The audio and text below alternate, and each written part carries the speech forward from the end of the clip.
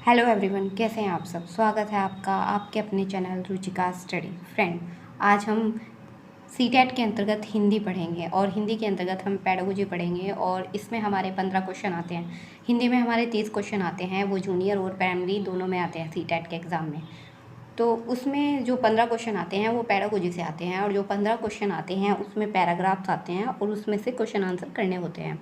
उन question answer के अंतर्गत हमें व्याकरण के भी कुछ देखने को मिलते हैं क्वेश्चन, जैसे कि पैराग्राफ के अंदर से ही तत्सम और तद्भव शब्द पूछ लिया जाता है, विलोम शब्द पूछ लिया जाता है और पर्यायवाची पूछ लिया जाता है उन्हीं पैराग्राफ के अंदर से। तो आज तो हम वीडियो में स्टार्ट कर रहे हैं पेडागोजी हिंदी का और आई होप आप सबको ये वीडियो पसंद आएगी। चलिए टॉपिक स्टार्ट करते हैं। आज का हमारा टॉपिक है हिंदी पेडागोजी के अंतर्गत अधिगम एवं अर्जन। अधिगम की अवधारणा। अधिगम का तात्पर्य होता है सीखना एवं अर्जन का तात्पर्य होता है अर्जित करना। अधिगम का जो अर्थ है उसका मीनिंग ही सीखना है, लर्निंग है, और अर्जन का मतलब होता है अर्जित करना, मतलब किसी चीज़ को ग्रहण करना या सीखना। किसी भी प्रकार के अधिगम की प्रक्रिया जीवन भर चलती है। भाषा के संदर्भ में यह बात लागू होती है, किंतु जहाँ अन्य प्रकार के ज्ञान का अधिगम अनायास भी संभव है, वहीं भाषा का अधिगम स्वयं के प्रयासों तथा इसे सीख सकने वाली वातावरण जन्य परिस्थितियों में संभव होता है। इसलिए भाषा को अर्जित संपत्ति कहा जाता है। देखिए, जो अधिगम है वो जीवन भर चलने वाली एक क्रिया है। अधिगम का मतलब है सीखना, और सीखता इंसान किसी भी चीज़ से, पहाड़ से, प्रकृति से, पशुओं से, जीव जंतु, किसी भी प्रकार से कुछ भी इंसान सीख सकता है। लेकिन अगर हम बात करें भाषा की, तो भाषा एक अर्जित संपत्ति है। जिस माहौल, जिस वातावरण में हम रहते हैं, हम उसी प्रकार की भाषा को अर्जित करते हैं। नेक्स्ट लाइन में दिया गया है कि भाषा का अर्जन अनुकरण द्वारा होता है। बालक अपने वातावरण में जिस प्रकार के लोगों बोलते हुए, सुनते हुए, लिखता हुआ देखता है, उसी अनुकरण द्वारा भाषा सीखने का प्रयास करता है।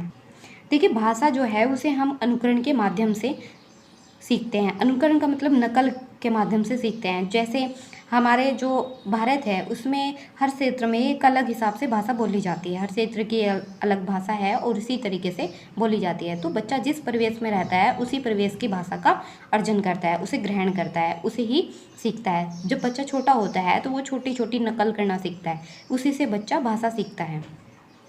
देखिए, जो हिंदी क्षेत्र का बच्चा है वो हिंदी भाषा सीखता है, जैसे कि तमिल, तेलुगु जो भाषा है वो उधर के परिवेश में उधर के बच्चे उसी हिसाब की भाषा सीखते हैं। इसलिए कहा जाता है कि भाषा जो है वो अनुकरण करके सीखी जाती है। नेक्स्ट है इसमें, बालक जिस परिवेश में रह रहा है वहाँ के अधिकतर लोग ही भाषा यदि अशुद्ध है तो बालक के अशुद्ध भाषा सीखने का संभवता अधिक होगी। मतलब बच्चा जिस परिवेश में रह रहा है, यदि वहाँ के अधिकतर लोगों की भाषा जो अशुद्ध है, तो बच्चा जाहिर है कि वो अशुद्ध भाषा अधिक सीखेगा। आइए देखते हैं नेक्स्ट लाइन। अधिगम व्यक्तित्व के सर्वांगीण विकास में सहायक होता है। इसके द्वारा जीवन के लक्ष्यों को प्राप्त करने में सहायता मिलती है। मतलब ये जो अधिगम है वो हमारे लक्ष्यों के प्रति हमें प्रेरित और सहायक होता है। अधिगम के द्वारा ही हम किसी लक्ष्य को संभवतः प्राप्त कर सकते हैं। नेक्स्ट लाइन है इसमें हमारा, अधिगम के बाद व्यक्ति स्वयं और दुनिया को समझने योग्य हो पाता है। मतलब ये अधिगम के बाद इंसान स्वयं और दुनिया को समझने के योग्य हो जाता है। नेक्स्ट लाइन है हमारी, रट कर विषय वस्तु को याद करने को अधिगम नहीं कहा जा सकता। यदि छात्र किसी विषय वस्तु के ज्ञान के आधार पर कुछ परिवर्तन करके एवं उत्पादन करके, अर्थात ज्ञान का व्यवहारिक प्रयोग करने में सक्षम हो गया, तब उसके सीखने की प्रक्रिया को अधिगम के अंतर्गत रखा जा सकता है। इसमें कहा गया है कि जो अधिगम है वो रटने की प्रक्रिया को हम अधिगम करना नहीं कह सकते। अधिगम का मतलब है किसी वस्तु में कुछ परिवर्तन करके, कुछ सोच जोड़कर और कुछ उसको समझने के बाद अपना खुद का व्यवहार, वो अधिगम कहला सकता है। यहाँ पे दिया है कि कुछ परिवर्तन करके वह उत्पादन करके, अर्थात ज्ञान का व्यवहारिक प्रयोग करने में सक्षम हो गया हो, तभी उसके सीखने की प्रक्रिया को अधिगम के अंतर्गत रखा जा सकता है। नेक्स्ट लाइन है इसमें हमारी, सार्थक अधिगम ठोस चीज़ों एवं मानसिक घोतकों को प्रस्तुत करने व उनमें बदलाव लाने की उत्पादक प्रक्रिया है, न कि जानकारी इकट्ठा कर उसे रटने की प्रक्रिया। इसमें वही कहा गया है कि सार्थक अधिगम ठोस चीज़ों और मानसिक उद्योगों को प्रस्तुत करना है। कुछ बदलाव करके चीज़ों को, जानकारी को इकट्ठा के हिसाब से अधिगम नहीं माना जाएगा। उसमें परिवर्तन, उसमें कुछ सोच को ही अधिगम कहा जा सकता है। उसकी समझ के हिसाब से जो उसने समझा, क्या सीखा है, उसे अधिगम कहा जा सकता। उसे अधिगम नहीं कहा जा सकता कि जब हम किसी ज्ञान को इकट्ठा करके या किसी चीज़ को रट लें, उसे अधिगम के अंतर्गत नहीं रखा जा सकता। नेक्स्ट है परिभाषा। गेट्स के अनुसार अनुभव द्वारा व्यवहार में रूपांतरण लाना ही अधिगम है। मतलब ये जब हम किसी चीज़ की लर्निंग करते हैं, अधिगम करते हैं, उसके बाद जो व्यवहार में परिवर्तन आता है, रूपांतरण आता है, वही अधिगम कहलाता है गेट्स के अनुसार। आपको परिभाषाएं जैसी है उसी तरीके से याद रखनी पड़ेगी। यहाँ से भी क्वेश्चन आता है एग्जाम में कि ये परिभाषा किस शिक्षा शास्त्र के द्वारा दी गई है। नेक्स्ट परिभाषा है E.A. पिल के अनुसार अधिगम व्यक्ति में एक परिवर्तन है जो उसके वातावरण के परिवर्तनों के अनुसरण में होता है। मतलब ये जो अधिगम है वो व्यक्ति का एक परिवर्तन है जो उसके वातावरण के अनुसार उसमें जो परिवर्तन होता है, उसे जो सीखता है, उसका जो अनुसरण करता है, उसके अनुसार जो परिवर्तन होता है वो अधिगम है। नेक्स्ट परिभाषा है हमारी करो के अनुसार। सिखाना आदतों, ज्ञान एवं अभिव्यक्तियों का अर्जन है। इसमें कार्यों को करने के नवीन तरीके सम्मिलित हैं और इसकी शुरुआत व्यक्ति द्वारा किसी भी बाधा को दूर करने अथवा नवीन परिस्थितियों में अपने समायोजन को लेकर होती है। इसके माध्यम से व्यवहार में उत्तरोत्तर परिवर्तन होता रहता है। वह व्यक्ति को अपने अभिप्राय अथवा लक्ष्य को पाने में समर्थ बनाते हैं। क्रोकरो ने अपने अधिगम की परिभाषा में दिया है कि जो परिस्थितियां हैं, जो बाधाएं हैं, उनको दूर करने के समायोजन करके जो परिवर्तन होता है, उसके साथ जो व्यवहार में परिवर्तन आता है, वो व्यक्ति के जो लक्ष्यों को पाने में समर्थ बनाता है व्यक्ति को। नेक्स्ट पॉइंट दिया है इसमें, सभी बच्चे स्वभाव से ही सीखने के लिए प्रेरित रहते हैं और उनमें सीखने की क्षमता होती है। आइए देखते हैं नेक्स्ट लाइन। सीखना किसी की मध्यस्थता या उसके बिना भी हो सकता है। प्रत्यक्ष रूप से सीखने में सामाजिक संदर्भ व संवाद, विशेषकर अधिक सक्षम लोगों से संवाद, विद्यार्थियों को उनके स्वयं के उच्च संज्ञानात्मक स्तर पर कार्य करने का मौका देते हैं। सीखना जो है वो किसी की मध्यस्थता, किसी के होते हुए और किसी के बिना भी सीखा जा सकता है। क्योंकि सीखने के लिए, अधिगम के लिए ज़रूरी नहीं है कि किसी गुरु का होना।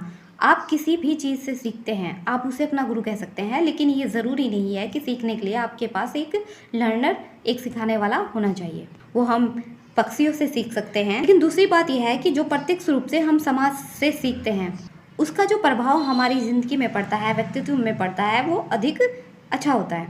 नेक्स्ट है इसमें, सीखने की एक उचित गति होनी चाहिए ताकि विद्यार्थी अवधारणा को रटकर और परीक्षा के बाद सीखे हुए को भूल ना जाए।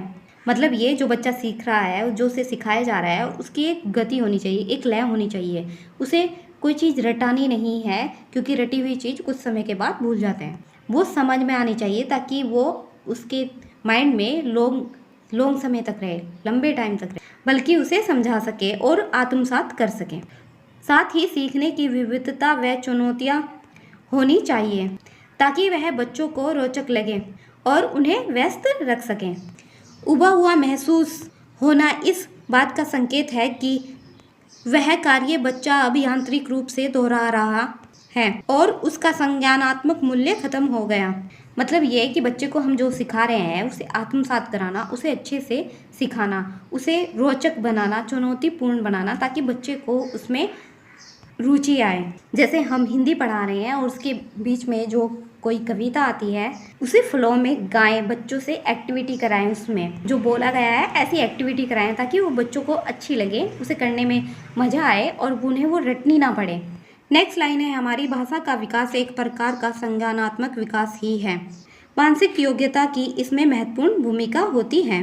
भाषा एक संज्ञानात्मक विकास इसलिए है क्योंकि भाषा को रटकर नहीं सीखा जा सकता, भाषा को आत्मसात करना होता है। वो बात अलग है कि हम उसे अनुकरण के माध्यम से सीख रहे होते हैं, लेकिन हम उसे आत्मसात करते हैं, इसलिए वो संज्ञानात्मक विकास है हमारा। ऐसा नहीं है कि आपने जो भाषा सीख ली है आप उसे भूल रहे हैं। नेक्स्ट इसमें हमारा भाषा का तात्पर्य होता है वह सांकेतिक साधन जिसके माध्यम से बालक अपने विचारों व भावों का संप्रेषण करता है तथा दूसरे के विचारों एवं भावों को समझता है। भाषीय योग्यता के अंतर्गत मौखिक अभिव्यक्ति, सांकेतिक अभिव्यक्ति, लिखित अभिव्यक्ति शामिल है। भाषा का एक सांकेतिक साधन है, मतलब ये कि भाषा के द्वारा ही हम अपने विचार, आचार विचार आदान प्रदान कर सकते हैं। अगर भाषा के प्रकार की बात करें तो भाषा हम कई भागों से सीख सकते हैं। एक मौखिक भाषा होती है, दूसरी सांकेतिक भाषा होती है, लिखित भाषा होती है। नेक्स्ट लाइन है हमारी, भाषीय योग्यता एक कौशल है जिसे अर्जित किया जाता है। इस कौशल को अर्जित करने की प्रक्रिया बालक के जन्म के साथ ही प्रारंभ हो जाती है। मतलब जो भाषा है हमारी, उसका जो कौशल है, उसकी जो सीखने की लय है, गति है, वो हमारे जन्म के साथ ही हो जाती है। नेक्स्ट लाइन है इसमें हमारी, अनुकरण वातावरण के साथ अनुक्रिया तथा शारीरिक, सामाजिक व मनोवैज्ञानिक आवश्यकताओं की पूर्ति की मांग भाषीय योग्यता के विकास में विशेष भूमिका निभाती है। जो अनुकरण है वो हमारे वातावरण, अनुक्रिया के साथ सामाजिक और जो शारीरिक है, मानसिक है, आवश्यकताओं की पूर्ति की मांग करती है। जो भाषा है, भाषा के द्वारा, और जो भाषा है वो हमारे विकास में एक महत्वपूर्ण भूमिका निभाती है। नेक्स्ट लाइन है हमारी, भाषीय योग्यता का विकास बालक में धीरे धीरे एक निश्चित क्रम में होता है। इसमें पहला पॉइंट है हमारा, जन्म से लेकर 8 माह तक बालक को किसी भी शब्द की जानकारी नहीं होती है। नेक्स्ट पॉइंट है इसमें हमारा, 9 माह से 12 माह के बच्चा बीच बालक 3 या 4 शब्दों को समझने लगता है। नेक्स्ट पॉइंट है हमारा इसमें, 1.5 वर्ष के भीतर बालक को 10 से 12 शब्दों की जानकारी हो जाती है। नेक्स्ट पॉइंट है इसमें हमारा, 2 वर्ष की आयु तक बालक 200 से अधिक शब्दों को सीख जाता है। 3 वर्ष के भीतर ही बालक लगभग 1000 शब्दों को समझने लगता है। नेक्स्ट पॉइंट है इसमें हमारा, बालक में भाषीय विकास निरंतर होता रहता है और 16 वर्ष की आयु तक बालक लगभग 1 लाख शब्दों को समझने की योग्यता विकसित कर लेता है। इसे आप नोट कर लीजिएगा, इस तालिका को, यहाँ से क्वेश्चन पूछे जाते हैं। फ्रेंड, आज की वीडियो में इतना ही।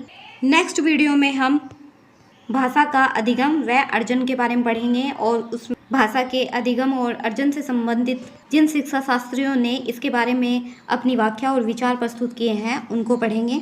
और उसके बाद हम पढ़ेंगे कल की वीडियो में बालकों में भाषा का विकास। आज की वीडियो में इतना ही, वीडियो काफ़ी लंबी हो जाएगी फिर। Thanks for watching my video. Please video को पूरा देखें। बाय, टेक केयर, अपना ख्याल रखिएगा।